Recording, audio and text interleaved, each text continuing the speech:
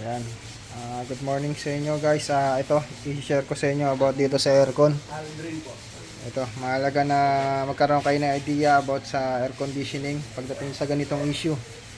So ito, ang issue nito ay may concern si sir dito na meron daw siyang narinig na tunog na psst, parang sumisingaw. Pero ilang seconds lang nawawala. Then upon check up, yan, PMS natin siya kasi PMS siya kasama yung mga check up pati aircon eh.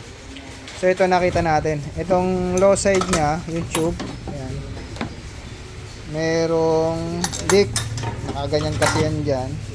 Nakaposisyon, yan, nakaganyan yung posisyon niyan yan. So kapag ang low side tube nyo o yung ganitong tubo, makikita niyo yan, nandito yan eh. Sana na yan. Pag meron siyang oily na makikita kayo, yung mukha siyang oily yan, tulad na itong no. Kapag ganyan, subject for replacement na yan.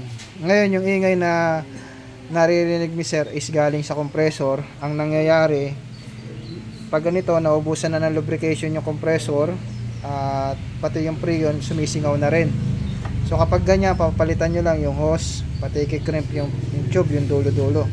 Kumbaga, papalitan tong mismong hose na to. So isa yan sa mga titignan nyo kapag meron kayong problemang leak sa inyong air conditioning is yung mga tube. So dapat kasi hindi siya ganyan, hindi siya malangis tignan.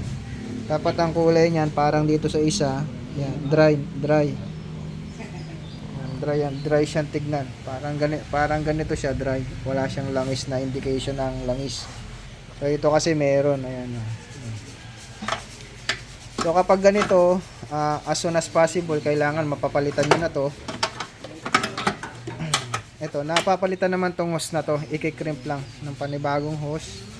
Yan. Tapos papalitan na itong ano na to, crimping clamp na to. Yan.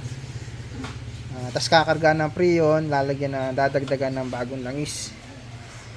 So ayan. So kapag hindi nyo pinagawa to, may tendency na masira ang compressor nyo, lalo na kung maubusan siya ng langis.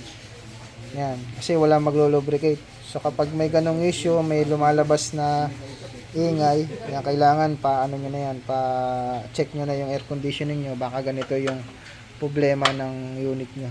So ayan. So, dapat tong portion na to is dry. Wala siyang sign ng leaks. So ayan.